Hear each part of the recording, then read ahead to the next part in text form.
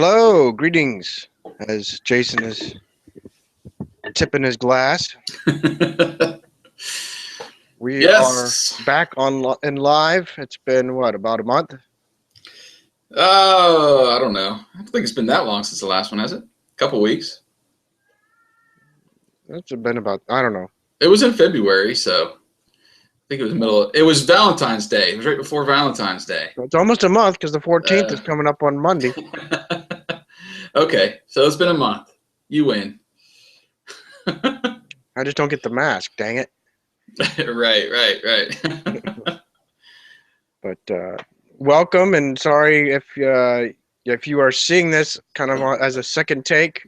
Uh, I noticed that my microphone was on the wrong mic and tried to do some adjustments and cost us a couple minutes of disconnection and redoing it. But anyway, we are live and very appreciative. We started the conversation. We'll just start it all over again. Is how appreciative we are of the fans and where we've come and so forth.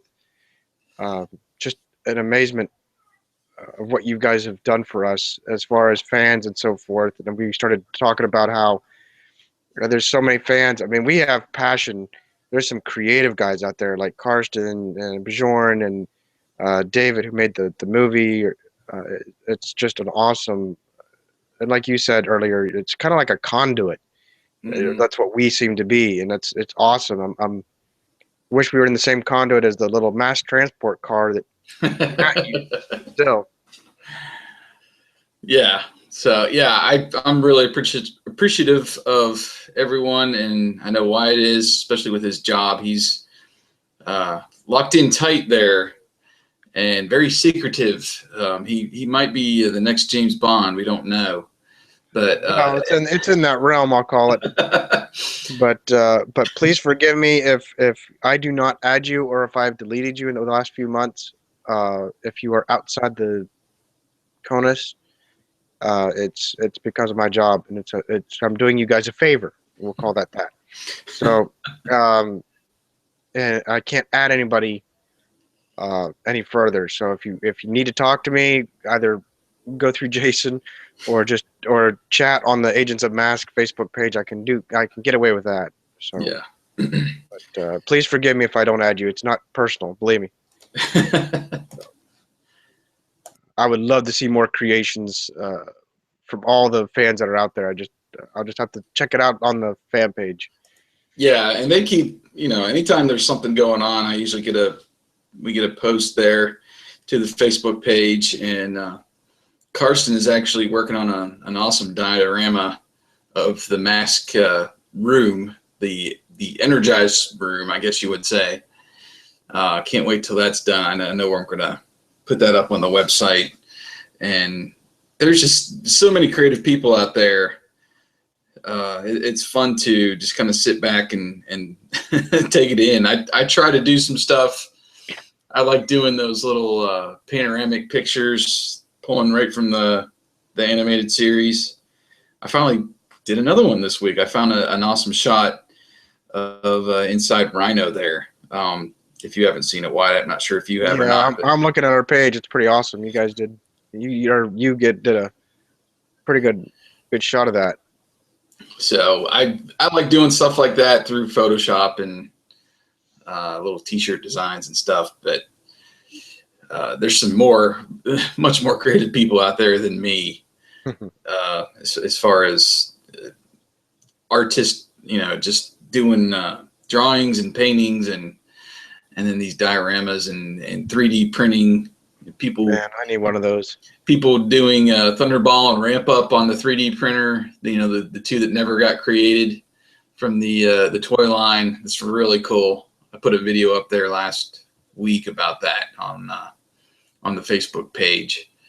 So keep it up, my friends, and we'll keep sharing for you. Yeah.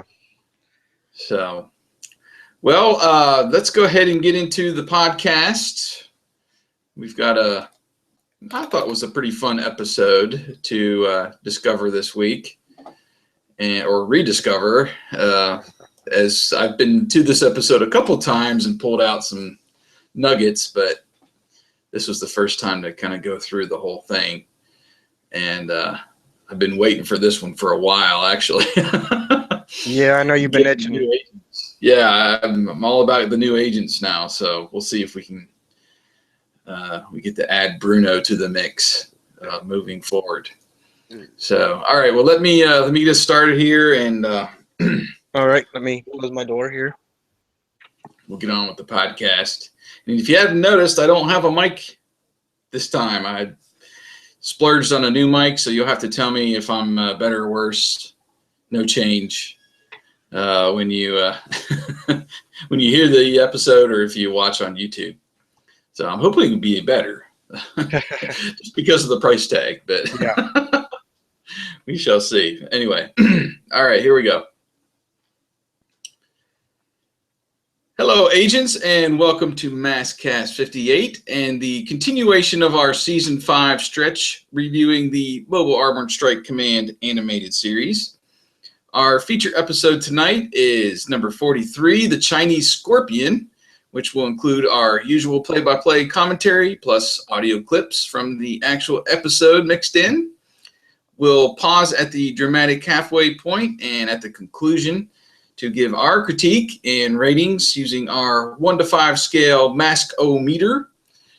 Once we've expressed our opinions, we'll give our listeners the floor and read back your comments on the episode, as well as reveal the results of our poll from our website, agentsofmask.com. We cordially invite you to participate in each of our reviews by simply finding the MASKast assignment, which is now in the right-hand column of our website or in our monthly newsletter, usually, or on our social media outlets.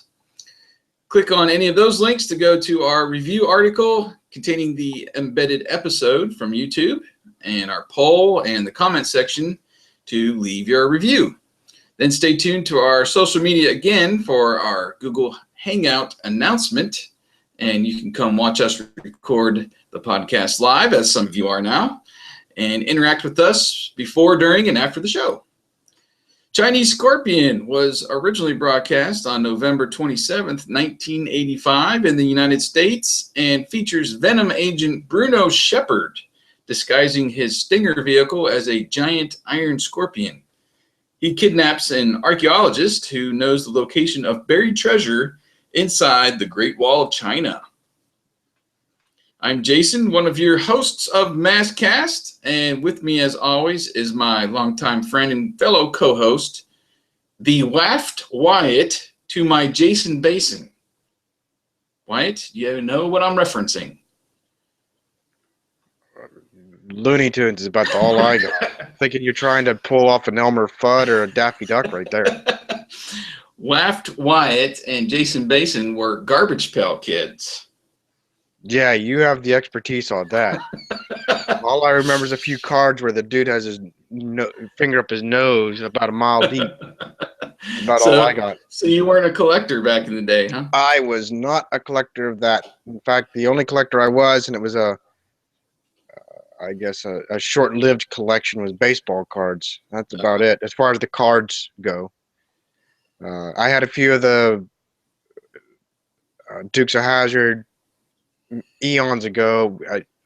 I'm sure they're MIA right now, but well, I didn't collect a lot of Garbage Pail Kids. I was like you. I was more baseball, football, basketball cards, and those Panini sticker books. You remember those where you could you had the stickers to put in the books in certain numbers. Yeah, there was a lot of pop culture properties too. He-Man, Voltron. I still have my Voltron sticker book somewhere. really? Yeah. So yeah, I was into those more. I did have some Garbage Pail Kids though, and I remember, the whole parents and teacher freak out, I guess you could call it, over those cards and how disgusting they were. And there was even a Garbage Pail Kids movie. I don't know if you remember that or not. It was very short-lived. It did go into the theater, but it's widely regarded as one of the worst movies of all time. So pretty sad. And they actually had a cartoon show. They were set up and ready to go. I think it did air in Canada, but before it got to air in the United States, there was this whole like petition to not have, I think it was CBS that was going to air it, to not air it from like parents and teachers. And, you know, there's this whole kerfluffle about trying to get that show off the air. And it never did go to air, but they do have it on like Amazon and places like that on DVD that you can go buy it. So that was pretty interesting. Now, I told you the couple of names. There's actually 3 cards with your name, Wyatt. Oh, really? Yes, there was Waft Wyatt, which he looked like a brain being sucked through a fan on a table. There was Watery Wyatt, which was a boy filled with like corked holes, and then he was squirting water through his eyes. I remember him. Don't remember the name. I remember that image. And then there was Whopper Wyatt, which was a play on like Burger King. he essentially was holding like a snot burger, and dressed in that Burger King kind of outfit. Interesting. So there was 3 for you, and I had Jason Basin, which was like a kid lounging in a toilet. He's just kind of chilling. Okay. There was Wasting Jason, which was a kid coming out of a sewer pipe with a bunch of turds like into a river. That was really nice. And then there was Disjointed Jason, which was a kid with his arms and legs like being pulled off. So he's like nice. like 4, hands pulling off his limbs. And then the most appropriate one was DJ Jason. That is appropriate. Which was like 2 turntables that had like kid faces on them, and one of them looked like he was ready to puke, from like spinning. That's funny. So I had 4 cards in the series, but there's I'd recommend if you guys are on Twitter, go to GPK. That's GEEPEEKAY. That's a really cool account to follow. It's not an official account, but he puts up there, or she, basically any Garbage Pail Kid creation you can think of that has to do with like something that's happening in the current events, Oh, so wow. like, if there's something political going on, he's got like, Ronald Reagan Garbage Pail Kids, or they actually did like Donald Trump and Hillary and Bernie Sanders cards. That's awesome. Official cards this year on the Topps website, which I thought was cool. And they've done that for a couple other situations. I can't remember off the top of my head, but they still produce them, and they're still like, I don't know, 30th anniversary type cards and posters and stuff you can get from the Topps website, which is pretty cool. But I don't know, Garbage Pail Kids, it's pretty much associated with the 80s, and that little nugget of the cartoon show, I thought is an interesting little piece of trivia. Yeah. I've never seen an episode, so maybe somebody out there can leave us some a comment or some feedback on if they've ever watched it and what it's like, if it's worth trying to pick up. And I'm sure you'd still even watch it just to say you watched it. True. All right. Well, let's get on past the Garbage Pail Kids, and let's get our mask on. So we had the giveaway this past week. I hope everyone got a chance to enter, and we teased it last time when we had our last podcast, and essentially our friend Karsten Satcher made one of his masks of Spectrum out of this, I can't remember what the exact material was that he was using. It's kind of like foam rubber that he uses. It was glorious, just from the pictures. And he opened it up. He's actually in Germany, so he basically opened up this contest worldwide. And I can't remember how many people we had that entered. It was definitely over 100. And the lucky winner was Peter van der Rijk from the Netherlands. So congratulations to Peter. If you didn't win, Carson has actually promised he's going to do some other custom-made giveaway later this year. So please stay tuned. Hey Carson, depending on where you're at, I might be able to fly over there. There is a quick trip from where I'm at over to Germany. So depending on Yeah. where you're at in Germany. Actually, nobody knows somebody that's stationed over there in the Air Force. I know a few people actually. Yeah. So yeah, we can. One's a very good old friend. It's actually coming back this way. So. Yeah, we can arrange a pickup. Oh yeah, we can. Well, he's also working on this M.A.S.K Energizer room with the table and the chairs. He's got lights, from where the masks come down. That's awesome. It's going to look great, and I can't wait for him to be done with it and see more pictures. And we're definitely going to put that up on the website once he's done with that. So we appreciate him offering such a awesome prize, and we can't wait for the next one. And hope you will remember to stay with us and enter that contest, because these are like once in a lifetime pieces. Oh yeah. to get into your collection. But well, speaking of the website, I got a I got a fresh template up this week. I had been wanting to kind of change things up. It's been almost 2 or 3 years. Yeah. Since we changed the name and got that our first kind of Agents of M.A.S.K template website together. And I don't know, I thought it was time for a change. There's some things I wanted to add. And I thought this template that I'm actually using for rediscoverthe80s.com did pretty well. And so I essentially used that same template, and I made a custom background for us, and all the links should still be there in that that header bar at the top of the website, basically for to join our newsletter list, our what we call our objective and podcast and the movie script, and we got a little tab for M.A.S.K swag, I call it. The t-shirts and stuff available on Redbubble. Our friends too are on there. And then of course the MASKast archive. So go over to the website if you haven't checked it out lately, and tell me what you think of the background and how it looks.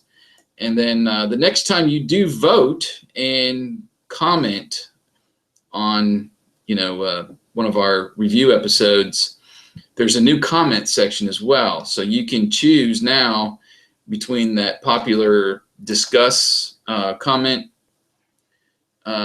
area, and then there's also tabs at the top of the comment section there if you want to leave using your Facebook account or just using the blogger comment section that we normally had there. So you've got some options there to leave your review, and we'll make sure to check each one. And it loads a little bit quicker too. I was wanting something that was a little more efficient. Maybe we'll get some more Google hits, that kind of a thing.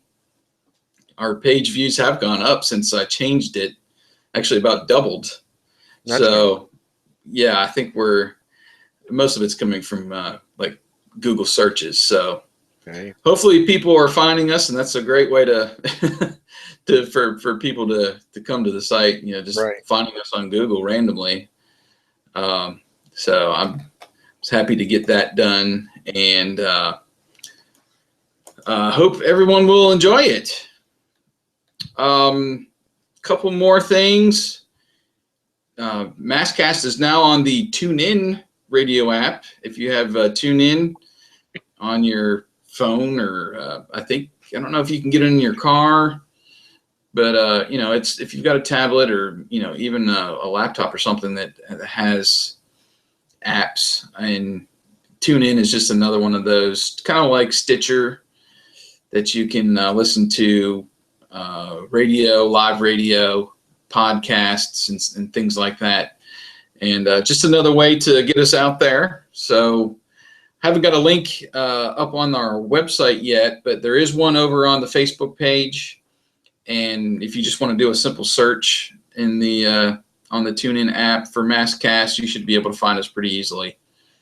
And all the episodes are there. I think we're up to 60 something total, even though this is 58. You know, all the Yeah, if you include the chats and our pilot yeah, episode that we did. right. So yeah, we've got a lot over there for you to listen to. And then since we're on the Chinese scorpion episode, I posted up there this incredible diorama by Marcel Van Brakel. He allowed me to post some of these photos of it up on our website recently. And this thing it looks huge. Yeah. He's recreated the scene that we'll get to where the scorpion buries Thunderhawk into the Great Wall of China. And it's just really cool. It's something you have to see. He used actual toys, and he created the scorpion shell and everything.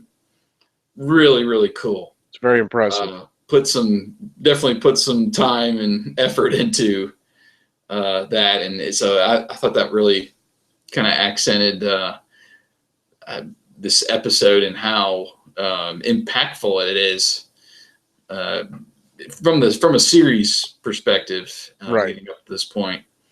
So I don't want to give away my review too much. But so before I do, let's go ahead and how about we get started? It sounds like it's time to start the MASKast. And my apologies. I am on a different voice at the moment. I am dealing with a cold, so my apologies. But I rarely miss an episode. I love this stuff. I love radio. But anyway, we fade up on Mr. Miyagi's Okinawa home. I'm just kidding. And we see a man reading some scrolls with an adolescent boy named Lee walking in, offering some tea to his grandfather.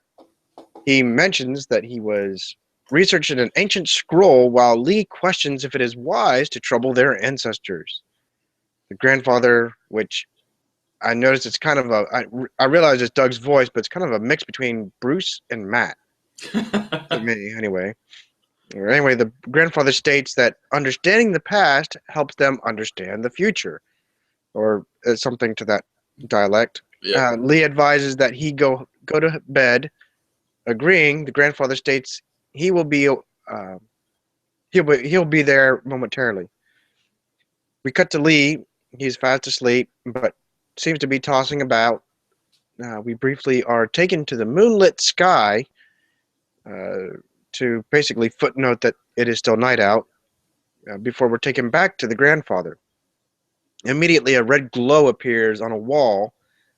Then we see the big red claws crash through the wall, and we gaze at this metallic scorpion while the grandfather screams in fear, then is seized by one of these claws. As the boy enters, he's yelling for his grandfather, and the scorpion turns and just drives away. It pauses as the town folk are screaming in fear, then shoots a blue laser beam now onto a building, slamming its claw into another, and then leaving basically a path of destruction as it exits with the grandfather still firmly in its grasp.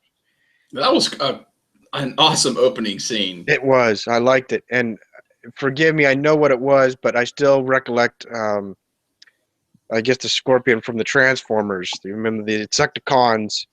So initially, I still had that vision when he crashed through the wall. I had that scorpion coming through my head. And then I saw the red one. I'm like, oh, that's right. It's a different color. Yeah, I remember now. I don't remember one of the. I know one of them had the claws. I don't know if that was a scorpion or not, but I can see where you can make that comparison. But I don't know. It just I don't know. It's kind of like a mini monster movie to set up the whole episode, where he's just terrorizing outside, the laser beam from the tail, and smashing buildings, and people are running, and it's pretty awesome, actually. Yeah, I mean, I thought it set up the episode really well, and I was hoping it was going to last. Keep that high momentum throughout the episode. You want to take it, or you can keep going? Okay. So we immediately are welcomed by Scott and T-Bob as they fall into the room. I'm sorry, I scrolled down too far. And fading in on the tracker mansion, we catch Matt finishing a conversation in his M.A.S.K computer room where he mentions that if the other party hears something from Dr. Choi, which we now know who the grandfather's name is, Mm-hmm. he'll contact him immediately. Matt then mentions that the Chinese authorities are stumped. We finally learn which part of Asia now, instead of Mr. Miyagi's home. And the villagers mentioned a large scorpion. Bruce believes it's an old legend. However, Matt argues that Dr. Choi would not believe it. We are then immediately welcomed by Scott and T-Bob as they fall into the room, obviously because they bumped a button, because you hear that little beep. Right, they were eavesdropping from outside, as Scott has done a time or two. Or 10, yeah. And then Scott begins to stammer about, then finally showing excitement about a giant scorpion. And Matt mentions that he isn't sure, but he will find out why Dr. Choi is missing. Then Scott begins to celebrate and tells T-Bob to pack some nuts and bolts. Of course, T-Bob ponders if the East meets the past, and at least that's what his phrase was. Rolling my eyes. Yeah, that's pretty much that moment. And then we are taken to Asia. Right, we fade now back to China, and it's sometime later. Thunderhawk is traveling along a dirt road and comes upon the ruins of the village with no one around. T-Bob suggests they leave and keep it deserted. Matt tells him there's nothing to be afraid of and that they'll get to the bottom of it. T-Bob then says that's what he's afraid of, that they're going to get to the bottom of it. Like T-Bob got to the bottom of the well. Right. They approach the house and knock on the door.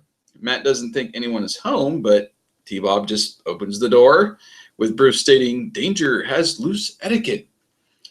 After surveying the damage inside, Bruce suggests checking the study, with T-Bob quipping, "Who wants to study at a time like this?" And we get the Venom theme now, kind of in the background.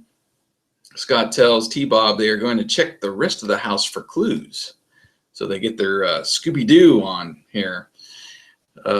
Always the uncooperating friend, T-Bob says maybe now is a good time to catch up on his times tables in the study. Matt stoops over and he finds the scroll. Bruce says that the artifacts left behind look like Dr. Choi's latest dig, which was trying to uncover the lost treasure of Kubla Khan. Matt says all he uncovered was trouble. Rolling my eyes. Mm-hmm. Scott's now tiptoeing around the house, and he and T-Bob kind of back into each other, and they scare the crap out of each other. Scott says they shouldn't be scared, that it's just an empty house. I think T-Bob's essentially, hugging him at this point in fear. Yeah, he was. And then they hear this noise, though. It's kind of rumbling noise.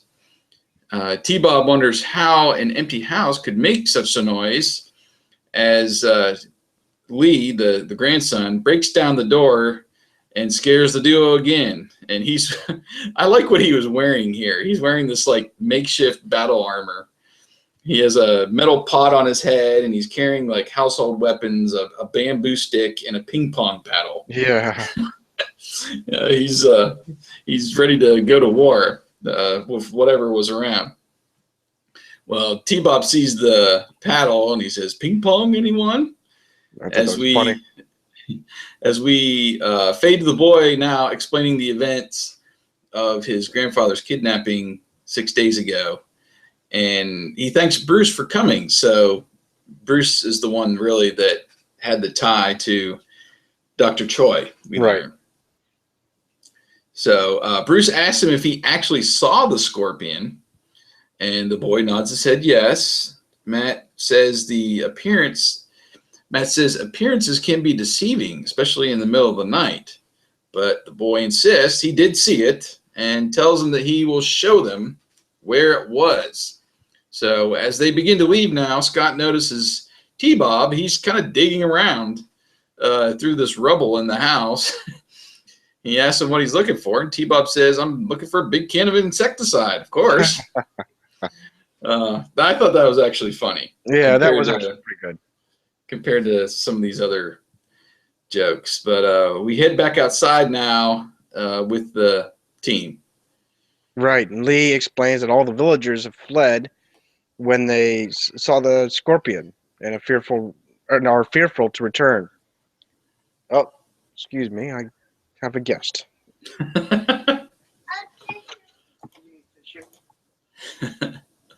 Hello, Adam.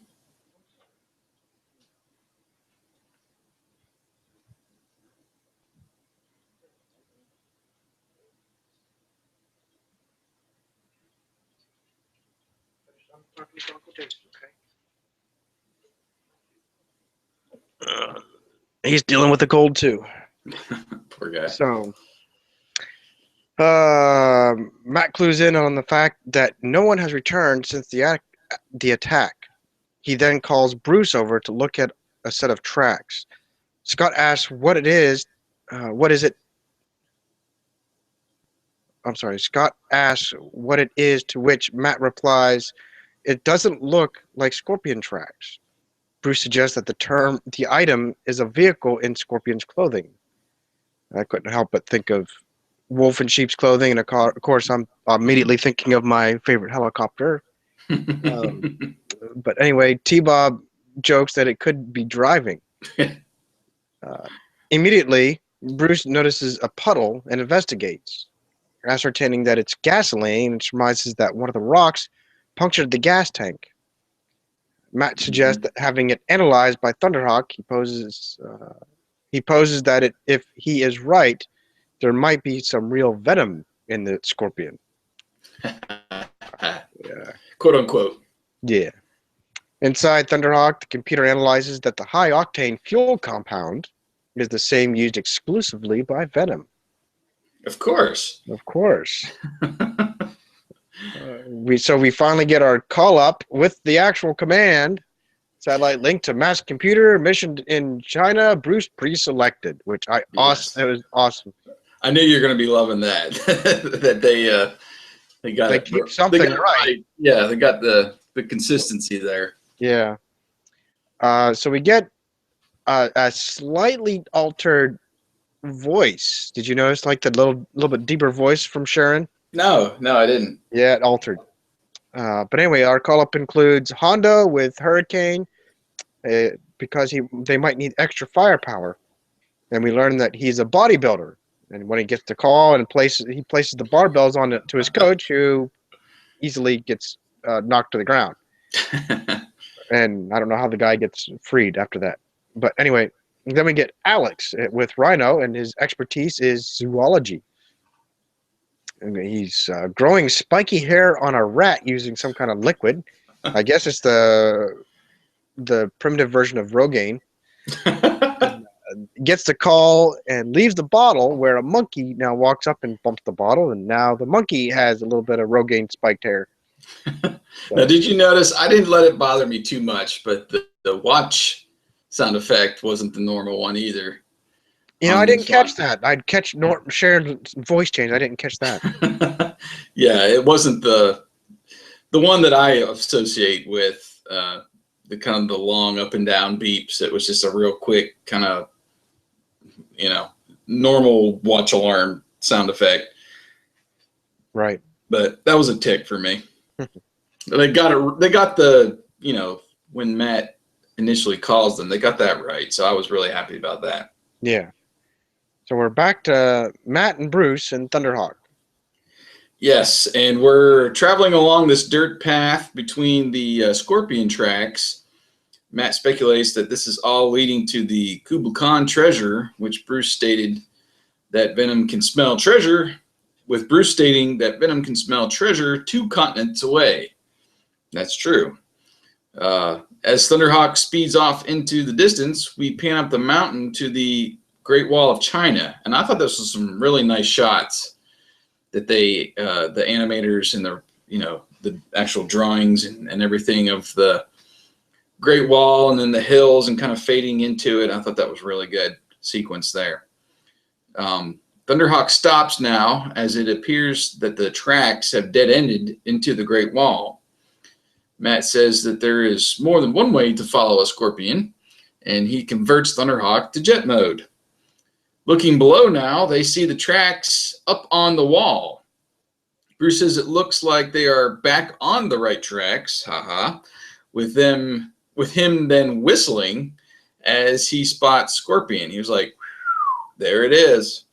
And then they get their first, and then we get our first look at the Scorpion as it now shoots a laser at them from its tail. Matt turns Thunderhawk's steering wheel pretty sharply, and he jokes that this must be an occupational hazard for following Scorpion tracks. Bruce tells Matt to watch out as the Scorpion hurls a large brick at Thunderhawk. Matt uses the lasers on the gull-wing doors to disintegrate the brick in midair. Thunderhawk then soars overhead as the Scorpion continues to fire from its laser tail. Matt fires the door lasers again at the Scorpion's claw, which basically does nothing. It kind of just impacts on the surface there, and he gets back to work. And he's kind of in awe of this Scorpion, and he at one point calls it an amazing creature, which I thought was cool. Yeah. The Scorpion continues to fire its tail, and then it sends a beam from what I obviously recognized as the vehicle of the actual vehicle's grill. Right. And it was kind of like hypno headlights or something, because it just looked like it kind of blinded and stunned them for a minute, both of them. And then we get Thunderhawk descending in like a barrel roll towards the Scorpion, and then it gets struck by its tail, and Thunderhawk is sent spinning and crashing and crash landing on top of the wall. And now the Scorpion races over real quick to the side of the crash. It picks up Thunderhawk with one claw, and then it starts to smash it nose first right into the wall. And it continues to bury it. And then it takes some nearby blocks and just kind of piles it right on top of the rear of Thunderhawk, and basically making a Thunderhawk grave right there. Yeah. And we fade out with the Scorpion kind of lingering over this these bricks in this hole it's made as we fade into our dramatic commercial. So what was your impression of this scene leading in the first half? So far, it's been better than the past couple of episodes, I will mention. Agreed. We have that suspense of the Scorpion seizing Dr. Troy that, even though it was rather short, it was a lot of action, a lot of destruction, a lot of suspense right there in the first, I'd say, 2 to 3 minutes. Mm-hmm. And then disappearing with Matt and Bruce simply attempting to investigate. They weren't really doing much else, just nosing around, really. Duo weren't too annoying for me, but they were starting to work on it. Yeah. The animation of Thunderhawk's transformation was actually good. It was a different look. The call-up was a very welcomed and accurate call-up, I'll call it. The battle towards the commercial break was actually pretty incredible. Would have liked to see some front-end damage to Thunderhawk. Yeah, I was thinking that too. Yeah, I was a little disappointed that he didn't see it flatten the head, or at least headlights being blown out, or popping a tire or something. It just didn't do anything. We get it later, but yeah, we didn't get anything as it's being forced into there. Yeah, but it was the whole thing was still a good battle, and still a decent cliffhanger. We've had better, but not terrible like we've had in the past either. Mm-hmm. My only, I guess I'll call it a partial tick or partial markdown, is I noticed Sharon's voice deepened when she was trying to do the M.A.S.K computer, and we heard on her discussion how she'd have to do playback constantly to get the right voice. Right. So that must have been one of those days.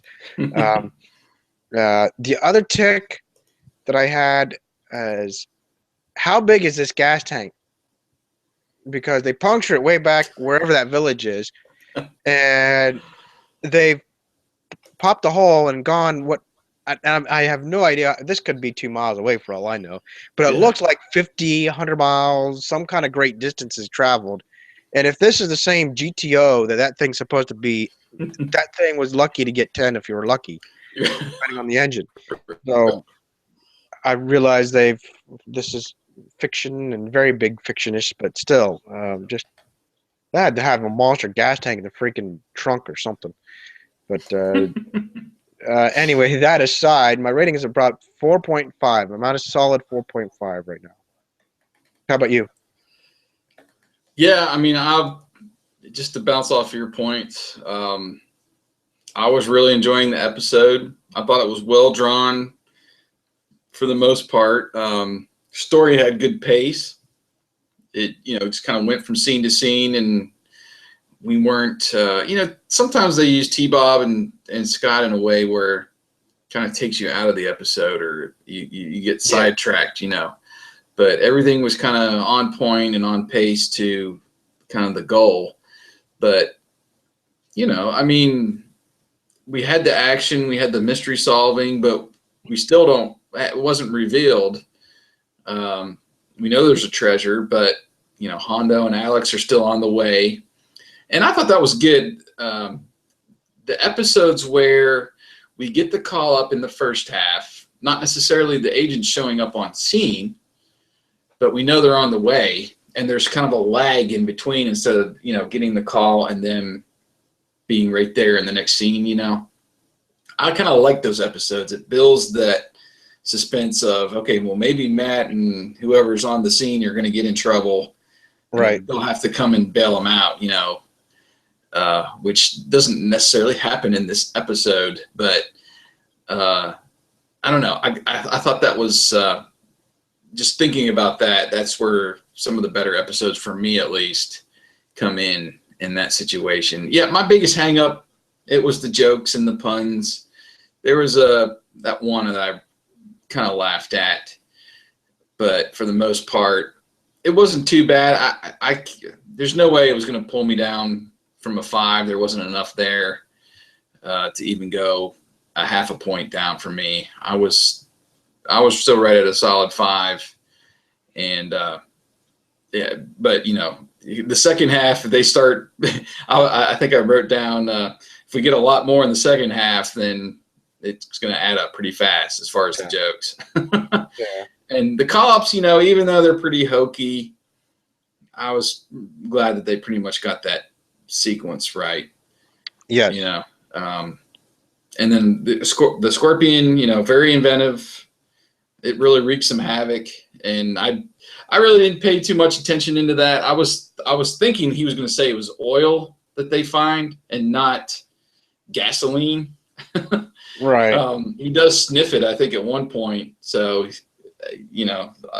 that was good, and obviously in referencing that it was gasoline, but I thought it was going to be oil or something like that.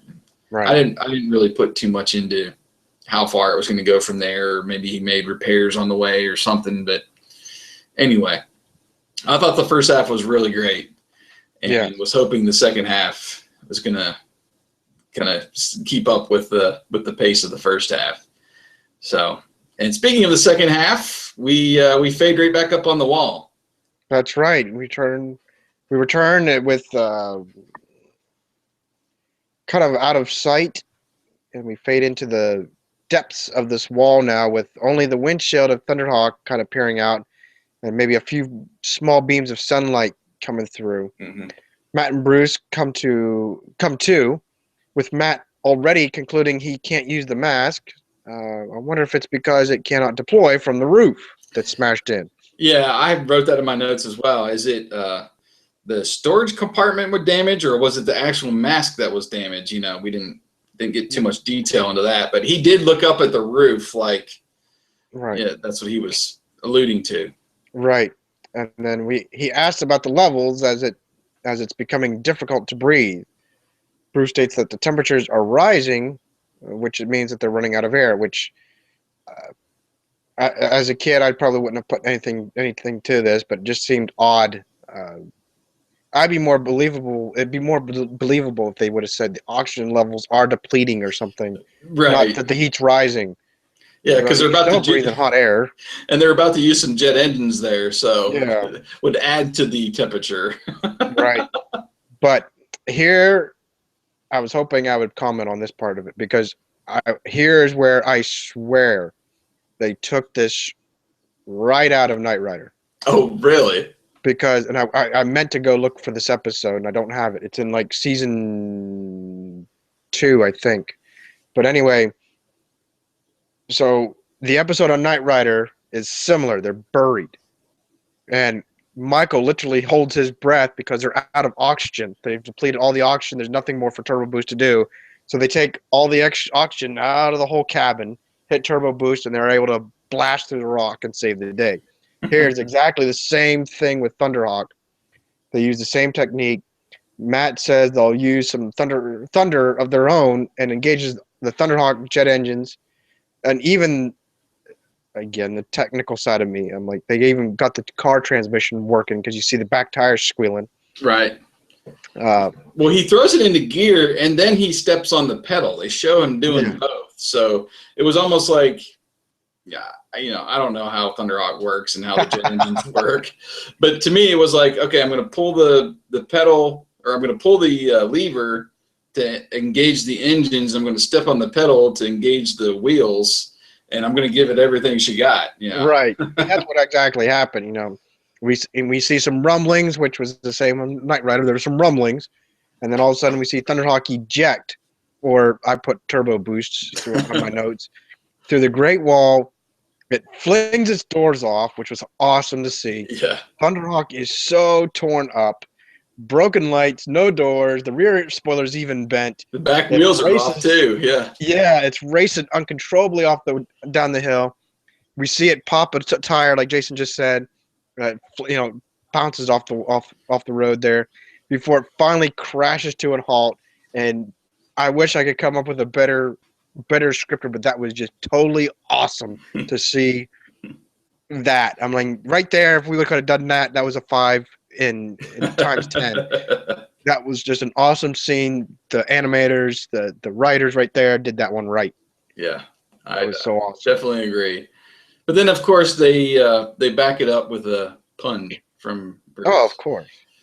Stuck. And he says, go ahead. I was going to say, we were stuck between a rock and a hard place. Yeah. Yeah. Uh, But we now hear, great timing, by the way. yes. We now hear and see the MASK jet just happened to be flying overhead just after this near close call. And on the ground, Matt jokes that they have bad timing as they've missed all the fun. Alex acts to basically verify what he saw, with Bruce answering with a question that depends. What do you think you saw? And then Matt winks and says, "Then you didn't see it." Then we cut to our illustrious dynamic duo. Right. So after the cavalry comes on scene, we're back at the damaged house there in the village with Scott and T-Bob and their new friend Lee eating their lunch and trying to use chopsticks. And I thought as we approached the house, I was like, is this house stable for them to be in? It's like half of it ripped off from the scorpion. But anyway, Scott shows T-Bob that you pick up the food, and then Scott drops it on the floor with these chopsticks, and T-Bob says, well, that's easy to do, dropping it on the floor. Right. Lee tells him it just takes some practice, and Scott scoffs that in the meantime, you just starve to death. That's it. Well, and I thought this scene was going to be one of those where I'm like, all right, we just had this incredible action scene, and what are we doing? Eating lunch? What? Come on. But anyway, T-Bob, he tries to pick up this, I guess it was an egg roll or noodle or something off the floor. He actually does by putting his chopsticks through it. Right. And then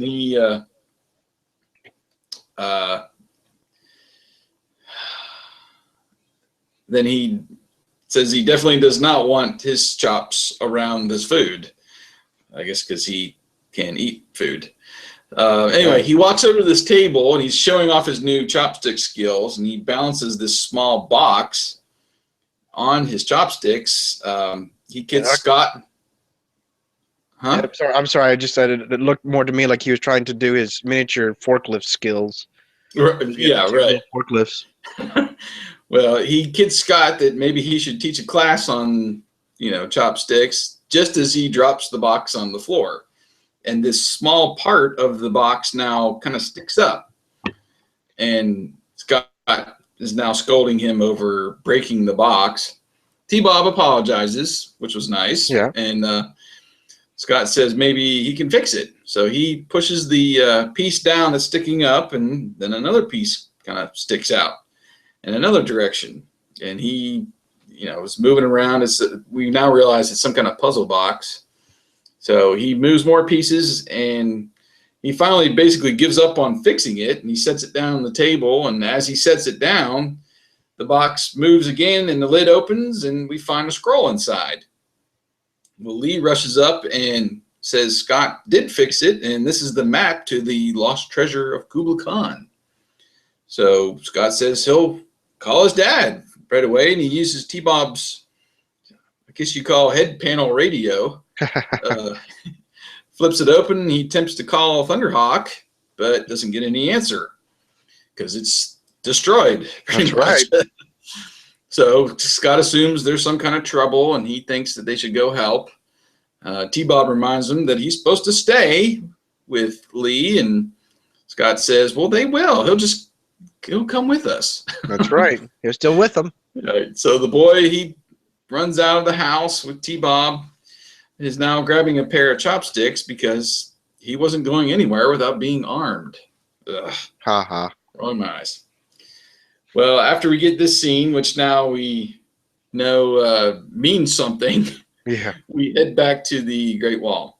With Rhino and Hurricane in view, M.A.S.K continues to survey the tracks. Matt states that he thinks they've gotten the dirt on Venom. Haha. Yeah. Then we cut to Rhino's command center where an alarm is going off. We then see the team is inside with a computer spitting out the soil sample, which happens to only be located at these exact coordinates. Matt states that it's time to pull their own sting on Venom, and they roll out. And I like the exhaust and the rumble effect that they do as they begin to head out. Yeah, that was really good. And I think that was the point where I pulled that panorama of inside Thunderhawk, where you got Matt at the controls and Bruce in the passenger seat, and Alex is kind of leaning in the middle there. Yeah, but you mean in Rhino. What did I say? You said Thunderhawk. Oh. Which is now dead and almost in its grave again. So yeah, I think this was the scene where Rhino, I got that panorama, and we got Matt in the controls and Bruce in the passenger seat and Alex leaning in, and then we get Hondo and Hurricane peeling out as well. Right. And I like that now Matt is in his Ultra Flash suit. Yeah. They're getting the details right. We're up to 43 episodes or whatever now. It takes some time. Yeah, but obviously Rhino's on the scene. Thunderhawk is destroyed. You put Matt in his Ultra Flash. So right. So we now cut to our rescue rangers. We got Lee looking over the map initially, saying that it is the right way. Then states, "Oh no, wait." And so T-Bob locks his brakes. Scott nearly pulls a Rax and tells T-Bob to watch it. I still can't help but think of the Three Stooges in the Plumber episode where he goes, "Hey, why don't you call your stops?" And anyway, so he tells T-Bob to watch it, with T-Bob replying that he's trying. Lee says they need to go back about a mile and make a right. Now, T-Bob's motor is not the same sound effect at all. I wrote that down too. It sounded like he needed a tune-up. He needed something.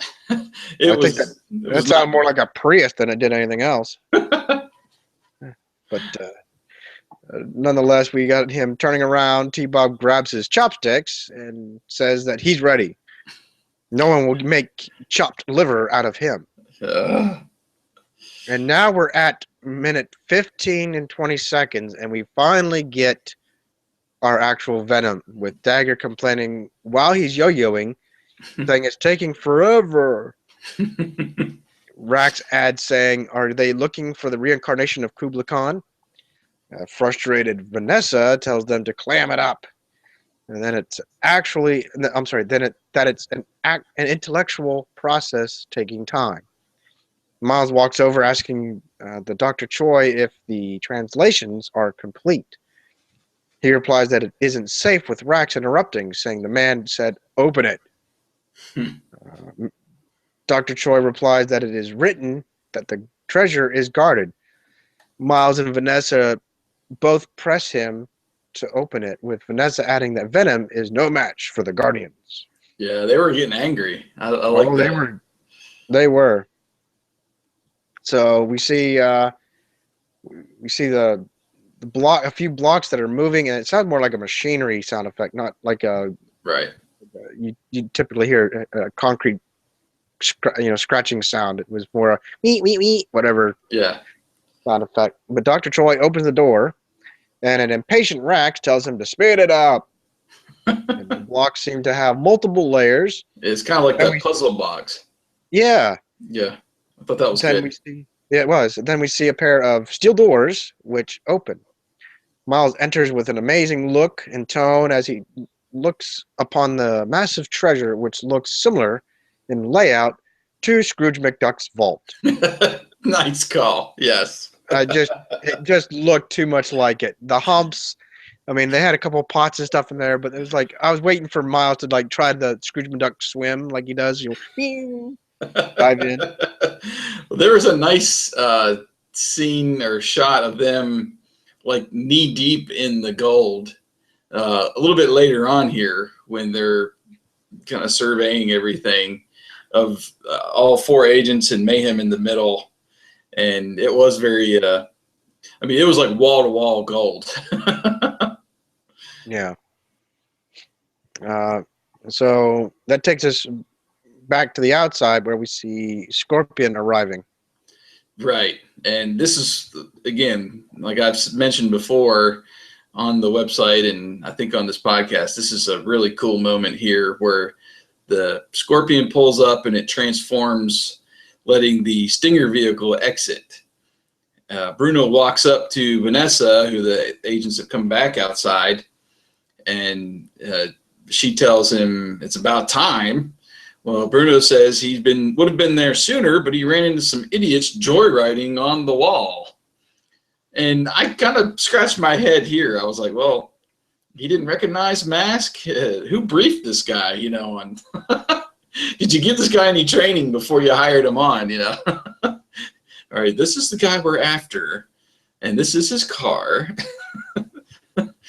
Anyway, so Mayhem says, no one joyrides, and it must be, and then he looks off in the distance, M.A.S.K.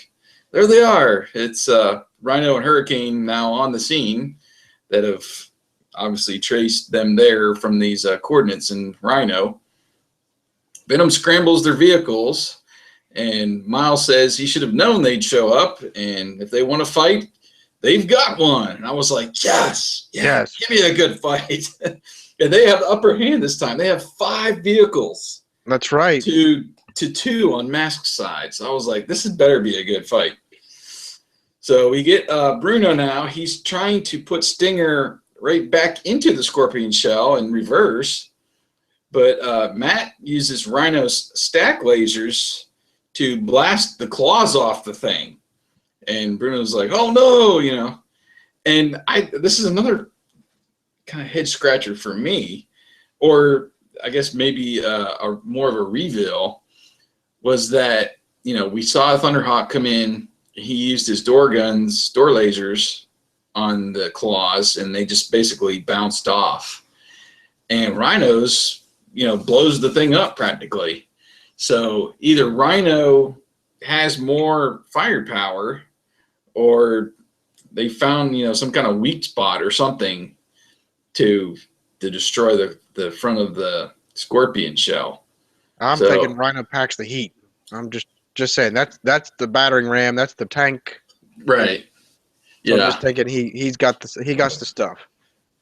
I agree. I mean, that's what I was kind of leaning towards myself, that they have a little bit more strength than Thunderhawk. So anyway, so after this happens, we get Manta firing back at Rhino. Stinger, which is now converted. I wish they would have shown it a little more. He also fires at Rhino, but his lasers kind of disintegrate on Rhino's battering ram grill, which is extended. Piranha, he's now on Hurricane's tail, and he starts firing, and Hondo converts Hurricane, and I thought this was really cool how and we've seen this before, I think, when Buddy was driving, where he kind of goes right up into that roof turret. Yeah. On Hurricane, right from the right from the driver's seat, and he fires this the cannon and hits a bunch of rocks up on the hillside, and they come rolling down and at Piranha. Mayhem now converts Switchblade, calling his other agents idiots and threatening to win this on his own. Basically, he as soon as he's done converting, he fires a missile at Hurricane, which narrowly misses. And then he fires lasers at Rhino, who is now being pursued by Stinger.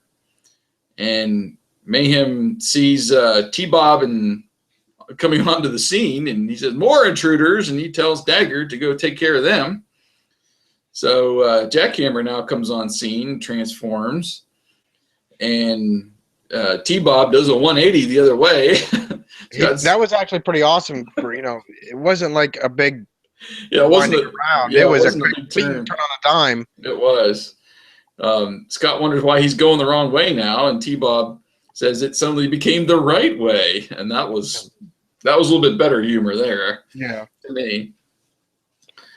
So now continuing on with the battle, Rhino nears, and Matt tells the boys to hang on. It was kind of weird that he didn't, like scold them or anything at first. What are you kids doing here? That's usually the case. He rolls down the window and gives Dagger a shot of Ultra Flash and blinds him, and Jackhammer kind of veers off the road. And then we finally get the fifth wheel buggy again. Yes. While it's moving, which I don't think we've seen before.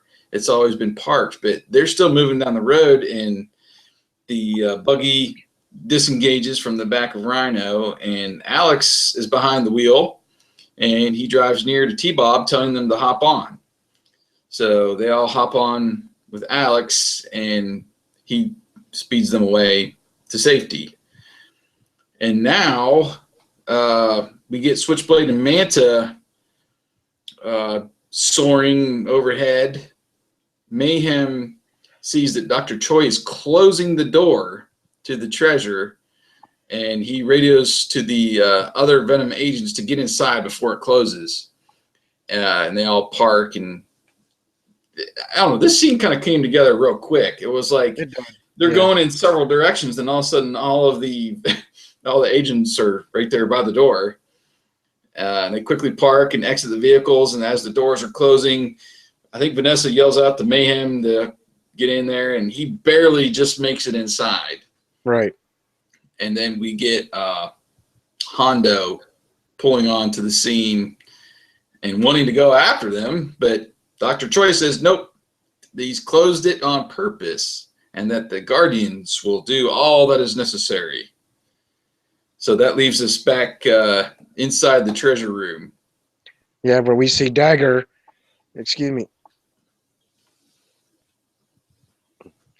we see Dagger amazed, saying, "What a bunch of rocks." Rax pauses that he says they're leaving, and I assume M.A.S.K, with Vanessa saying, "What a shame, but more for them." So Dagger then asks about the Guardian, with Miles instructing them to start collecting the treasure. As they begin, a block opens with that mechanical sound again, and Miles turns to look and sees many open up now with real scorpions encircling them, with Dagger exclaiming, "The Guardians!" We fade out of Venom and to Rhino and Hurricane driving on the Great Wall, which leads us to our PSA. That leads us. So our PSA. Scott and T-Bob are walking with Scott. I'm sorry. Let me say that again. Okay. Scott and T-Bob are walking with Scott jamming to his Walkman, complete with that metal tab that you'd see on the adjustments. If I don't know if you remember them, Yeah. I had them back in the '80s, where it was a little. You had your band, and you actually had the adjustment. I don't know what retard thought this one up, but uh, that's what actually adjusted. It wasn't the headband that got adjusted. It was like it went like that. It went up and down, but it looked more like an impersonation of Soundwave or someone. But nonetheless, T-Bob finally gets his attention, asking if he can try it. Out on the sidewalk, T-Bob is happily listening and begins to enter a crosswalk with Scott shouting at T-Bob. They see a tractor trailer racing towards them, with T-Bob now sitting back on the sidewalk, and Scott taking the headphones off. T-Bob says that he will never wear radio again when he's around traffic. He can't hear what's coming on. I'm sorry. He can't hear what's coming. It's just not safe. And you're right. So. Well, before I jump into the reviews, give me your kind of first reaction to the ending of the episode, because it wasn't a normal ending. No, it wasn't the "I'll get you next time" tracker or something like that.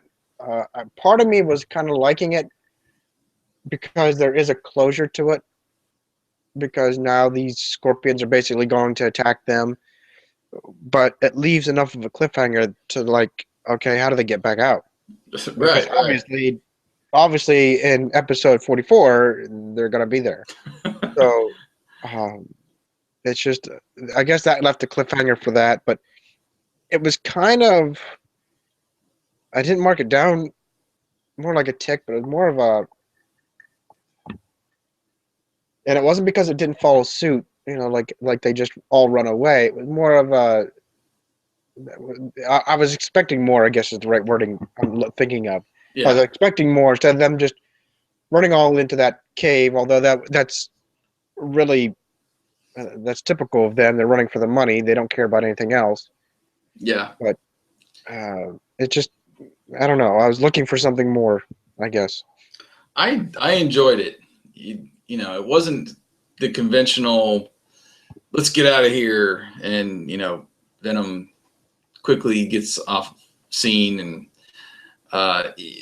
based on the battle, of course, Venom never usually fares well. But with M.A.S.K being down so many vehicles and Venom really having the advantage, I was like, well, how are they going to get out of this one? I hope it's not going to be something stupid. Well, they're essentially trapped in there, and it left a lot to your imagination. Yeah. Okay, well, maybe there's another secret way out. They did run in there with their masks, even though when they're talking there at that end scene before they fade out, they don't have them on. So, Miles could easily use Viper to melt some stuff and try to make another entrance. Right. And Dyer Or could Decker, use yeah. torch to burn them all up, Yeah, so there was that. But I liked that there wasn't that conventional let's end the episode and then let's have a laugh. Right.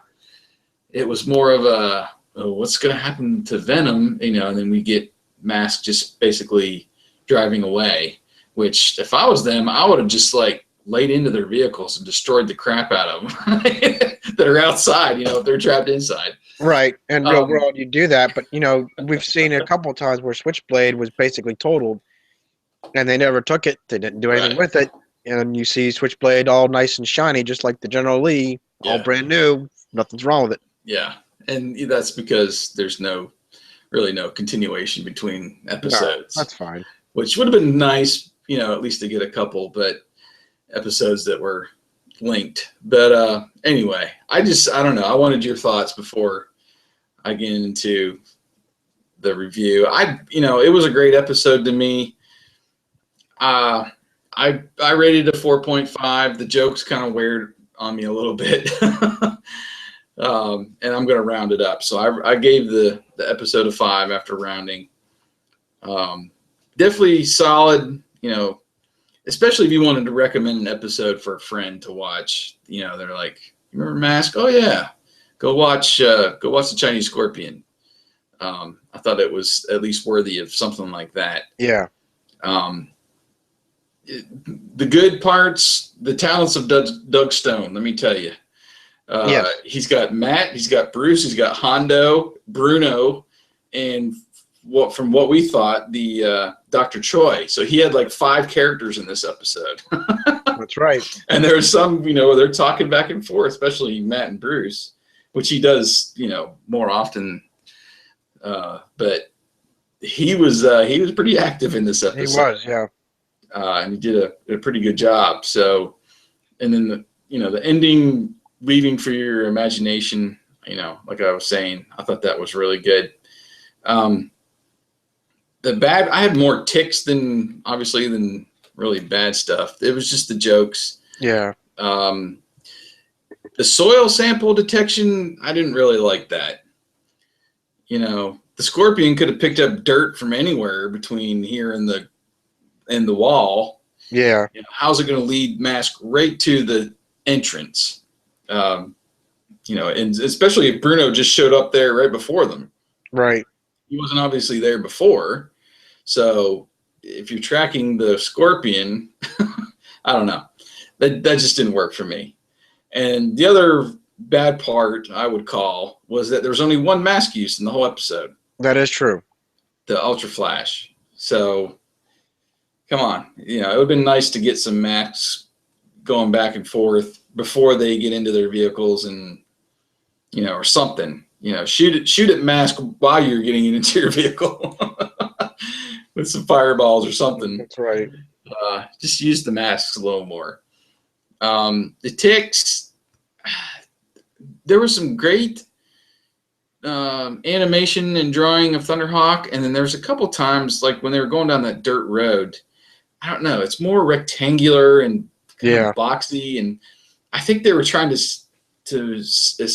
simulate motion going down a dirt road, you know, but it looks more like it's had wobbly axles than it was actually, you know, like a bumpy road or something. Right. So I don't maybe that's just a challenge back then of how do you draw a car, you know, going along a bumpy road. So there was just a couple times where I was like, maybe that wasn't the best drawing of Thunderhawk, but there were some nice close-ups when it was in the air and such. Yeah. So like I said, that was more of a tick. The T-Bob scooter sound, we mentioned that. It wasn't really explained how Venom and Dr. Troy found that correct location without the map, you know, unless he had already found it and then like memorized it or whatever up to that point. That wasn't really explained. I would have liked to see more surprise from Matt when he sees T-Bob and the boys on the scene. I mentioned that. The PSA was somewhat recycled because we did do a Walkman safety. Yeah, we did something. It was with Matt. I remember Matt was the one talking about Scott's wild music when he's like walking down the street or something. So it wasn't T-Bob that was in harm's way. It was somewhat recycled. And then, you know, it was just the end battle. I thought they did pretty well with it. I was hoping there'd be some more double team kind of action on Mask. They did have Manta and Switchblade, I think at one point in the air together, like they were coming down on one of the vehicles. But I don't know.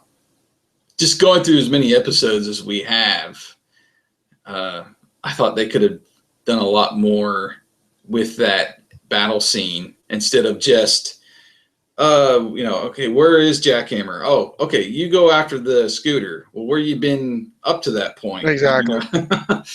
It was more a one-on-one type stuff. So I would have liked to see them all kind of Venom or Mayhem give them some kind of plan. You know, you two take him, and us three we're gonna take him. And okay, now the kid comes on scene. All right, Jackhammer, you veer off and you go after him. I would have liked to see more of that, but like I said, that was more of a tick. But I gave it a 5. What did you rate it, sir?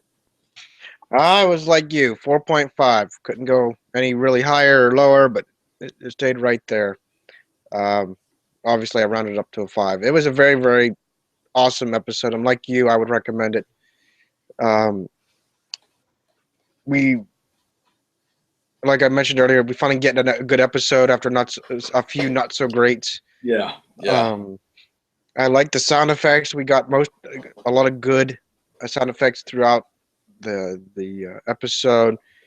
The great battle scene at the end, obviously the crashing and scene where yeah.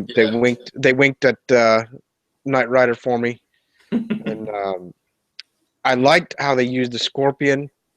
That was actually a pretty cool.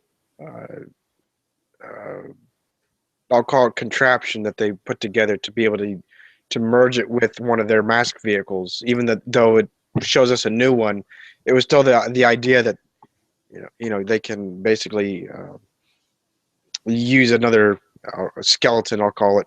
Yeah.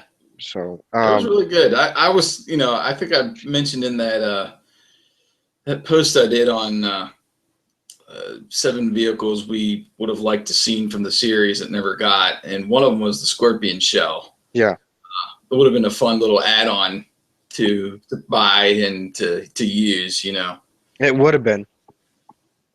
Um, like you said, we obviously got a new Venom agent as well as a vehicle on scene.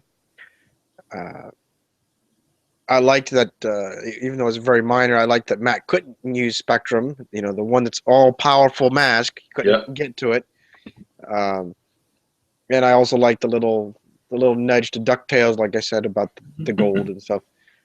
Uh, the little ticks, I'll call them ticks that added up and kept it at its 4.5 was I mentioned the voice mistake with Sharon.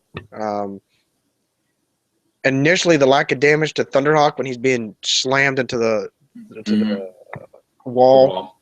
but then they made up for it with that awesome scene afterwards. At least to me, Yeah. you mentioned it as well. Jackhammer really didn't do much except chase the trio, and that was about all they got out of him. Um, the puzzle block was actually a pretty good uh, setup. I guess it was too easy for me that it was a haphazard bump and it opens. Supposedly this guy's been looking all these years, and that it takes the duo thumping and bumping around, it opens it. Well, that was the thing. They didn't really explain if he had been in there before or not. So That's true. he could have found it, and that's why they kidnapped him to, you know, there was, and the other thing too was they were making him translate something at the wall, and that was Right. never explained. True. What was he translating? I guess he was looking for the right block to push there or something Right. to start that whole sequence, but that wasn't really explained. Right. T-Bob's motor, we talked about it. It wasn't the same sound effect. Um, Scott kind of complaining about running from danger. That was kind of I don't know what he was smoking that day, but I mean, you see Jackhammer head on, and he's complaining that he's going the wrong way when he does a U-turn to get out of danger. I don't know. And then again, a minor tick that the PSA had nothing to do with the show whatsoever. Yeah, it's always nice when they tie it in. Yeah, And being somewhat recycled too, I was like, they could have did a little bit better with that. yeah. But anyway, like I said, it's an awesome episode. A good 5. I rounded up. Uh, but I didn't see any similarities to the movie or movie script in this. Did you? Well, the only thing I put down was Bruno. I mean, he's in our movie, That is true. I and forgot. we don't have Stinger in the movie, but he kind of teams up with Dagger, and he's more the co-pilot Yeah, of Jackhammer. He's the one up in the turret, while Dagger's mostly driving. And we use him in a couple scenes when they rob a bank and they're testing out Jackhammer kind of for the first time. And so we have Bruno in there, but we didn't put Stinger. that's right. in there. So that was all I pulled out. Yeah. Well, you caught it. I'm the one that's usually good at pulling something out. Well, let's head on over to the poll. We had 15 votes this time, 4 votes for a 5, 5 votes for a 4, 3 threes, and 3 twos, which is kind of surprising to me. Yeah. Almost, what? Well, I guess a little bit over a third rated 2 and 3. So I thought it was a pretty good. And again, we have the benefit of going in order and everything. And the last couple were okay, but I guess you maybe thought they were a little bit more than okay. But I was surprised to see there was that many twos voted in this one. So let's read some of the comments. And we'll figure out maybe if one of them was one of the lower raters and see what they had a problem with. We'll start with Eric over at Cartoonopolis. He says, "Wow, this episode had some really great scenes that were unfortunately marred by some really stupid ones. The battle between Thunderhawk and the Scorpion on the Great Wall was awesome, and it was great seeing Thunderhawk get completely thrashed. However, there's no way Thunderhawk could have escaped being buried inside the wall like that. Also, the whole Chinese puzzle box with the map inside it thing inside the kid's home is way too convenient to be believable. Another flaw was during the battle near the end. Venom had M.A.S.K outnumbered 5 vehicles to 2, and they still couldn't defeat them. Not only that, but the Scorpion armor that was impervious to laser blasts earlier suddenly wasn't anymore. Mm-hmm. Most perplexing of all, though, was the very ending itself. Miles, Vanessa, and the rest of the gang make it into the cavern with their masks on. Yet suddenly, when they're inside, they're without their masks. Then they are completely surrounded by real scorpions without any means of saving themselves. How the heck do they make it out of there alive? Why did this episode go out on such an ambiguous ending?" It's a very good point, because I guess I didn't catch it that they were maskless, I'll call it, between running in and getting out. I guess I just assumed it was in their hands or something. I didn't really see it. Well, I mean, again, most of his points that he made, we've already kind of gone through. And, again, with the battle at the end and being outnumbered, you would have thought Venom would have done a little bit more. But, again, with the ending, I don't know. I kind of liked that it was different, that it was out of the box, so to speak, from what the typical, let's end with a laugh kind of a deal, and left a little bit more for the imagination. So Right. I can see how he took it the other way, though. Yeah, it's very good, though. Just because it is out of the norm. It is. So, but we appreciate Eric for that comment, and we're right down to our buddy Karsten Satcher. This episode was one of 3 I had on VHS when I was a kid, as I did not know anything about the number of episodes or the order of the series. I assumed it was the last one, with Venom trapped inside the secret chamber underneath the Great Wall, without any means of escape. Strangely enough, they entered the room wearing masks, and suddenly masks disappear, and M.A.S.K leaving them behind. What was kind of cruel. Well, or maybe he meant which was kind of cruel, leaving them there. I really like the animation on this one, especially the wrecking of Thunderhawk and the Doctor being kidnapped by the giant scorpion at the beginning of the show, which creeped me out as a kid. Loved the episode then, and I like it now, mainly because of the memory watching it over and over again, so I can ignore some of its mistakes and flaws, like the puzzle box of it. So he didn't like the puzzle box either. No. And, like I said before, there was some assumptions made. There was some things not explained that we're able to rationalize now that you probably wouldn't have cared about or thought about as a kid, with that puzzle box and how they got there, and did he have the map memorized? Right. What was these translations on the wall? Some things like that they probably should have give us a couple more details with, but it's a kid's cartoon. That's what it So was. we're going last here to the Yada Tube. Right. Good to see a new vehicle after a long time. Funny to see. I'm sorry. Funny to see how they used the Venom theme music at 4 minutes and 35 seconds in the video, while Venom was in that scene.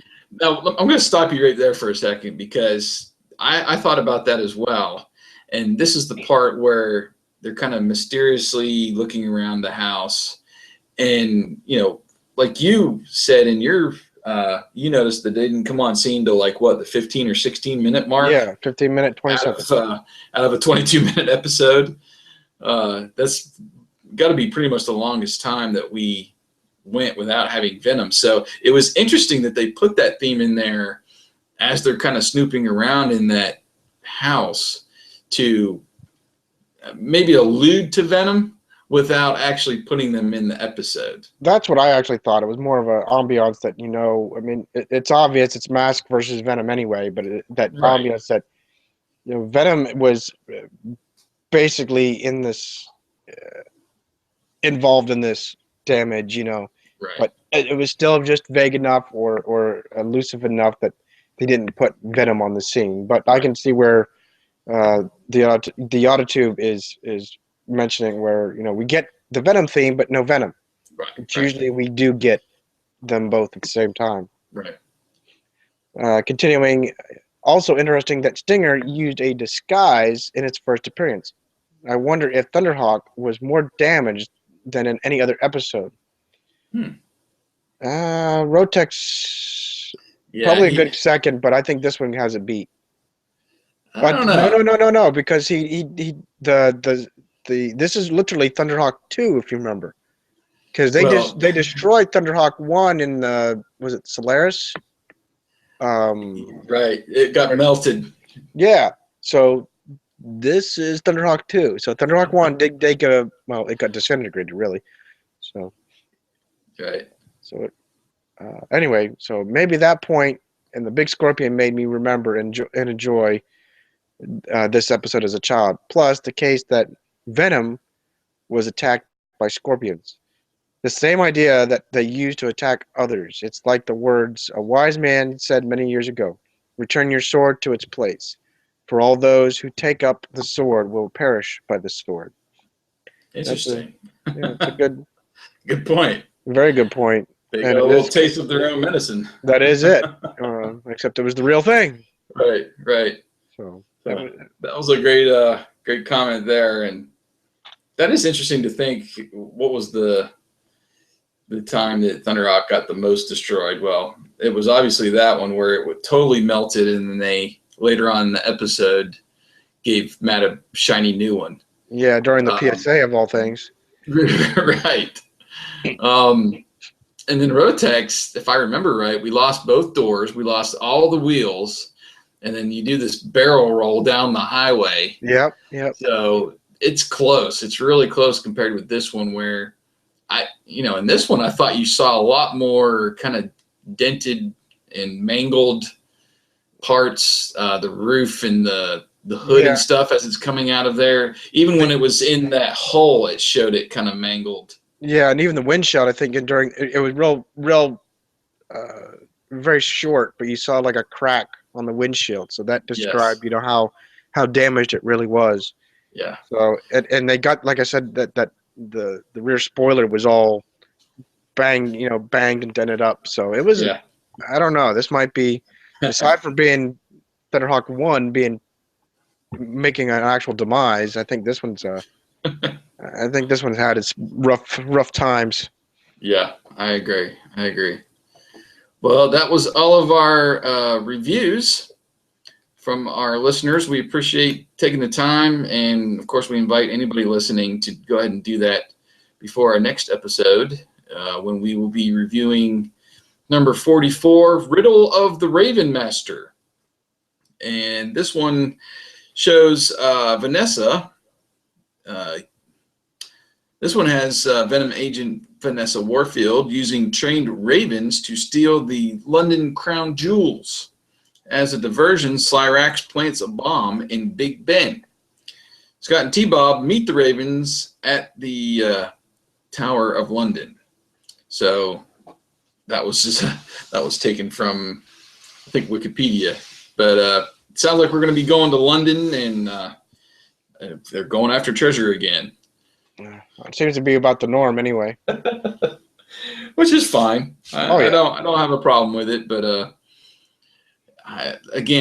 there's some point where I'm gonna have to go through these episodes and kind of do an inventory of, what their motives are. Is it treasure? Is it artifact? Is it just money or whatever? Right. Revenge. That'd be kind of fun to actually do as a chat. And to see, and to just kind of go through each one and see just basically the makeup of the show and what they go after the most, and make it easier explaining to somebody what M.A.S.K is or whatever. You can say, well, for the most part, they were looking for lost treasure, and M.A.S.K had to go defeat Venom. But anyway, that's another topic, like you said, for maybe another podcast. But so that will, I guess, about do it, partner. We might be taking a little bit of a break because you're welcoming another member of the family here. Yeah, in about 3 weeks. That's the ETA anyway. Is about 3 weeks, and so maybe we can squeeze one more in here in about a week or two before we take a small absence. And maybe we'll do a chat, or fingers crossed, maybe we can do another interview. I got a couple potentials out there, like we've mentioned before, but we've had somebody contact us recently. Left a comment on the website, so maybe we'll see if we can get another interview in, make it kind of less note oriented and just kind of have a conversation, and something like that before the baby comes. Let's see, Adam. So you call him Scott. So is this other one going to be T-Bob, or you going to nickname him Thingamabob, or No. Bob, or Scotty? I don't know. I don't know what we'll have to call him. Scott number 2? I don't know. Scott and Bob. That's what I think you should call him. Maybe that's just what I'll call him. That's probably what you will call him. How are Scott and Bob doing there, buddy? Well, congratulations. I know I've told you before, but on behalf of me and everybody else in the community, we wish you and your wife the best of luck, and we'll just keep on trucking on, and you worry about him, and we'll get MASKast back on the air when you're ready. Oh, I'll be probably awake awake a lot more often, rather. And who knows? I might have to put the pause button a little bit more often. Wait, he's screaming again.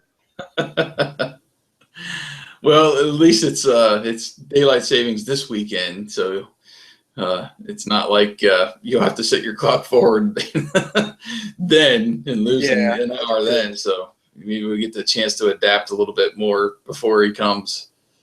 Yeah, it's called ZQL, isn't it? I don't know. But anyway, it's been awesome. I wish we could do this a lot more often. I say that lately. It's always a blast doing these episodes. And sorry again that it's taken a little too long, but life happens. Very true. But anyway, thank you again for joining in and watching us on MASKast. And I wanted to shout out to Gabby Rodriguez, who looks like they've joined us during the podcast. I don't know at what point you joined us, Gabby, but greetings. And thank you for watching us live on YouTube or Google Hangouts rather. So Yeah, thank you very much. And for those of you who do watch us or who try to tune in when we record, you got any questions for us? Just use that Q&A button that we make available, and it posts a question right into the Hangout that we can read back. You know, either at the end of the show or at this time when we're done recording for the podcast. So, right. But either way, we appreciate everybody that watches and listens and Watches all the bloopers that we do, and yeah, has to sit through some technical issues, but yeah, hopefully hopefully this new mic will work out and we'll get back to the norm. So, all right, well let's go ahead and end it. Yeah. Hey, thanks for watching. Thank you.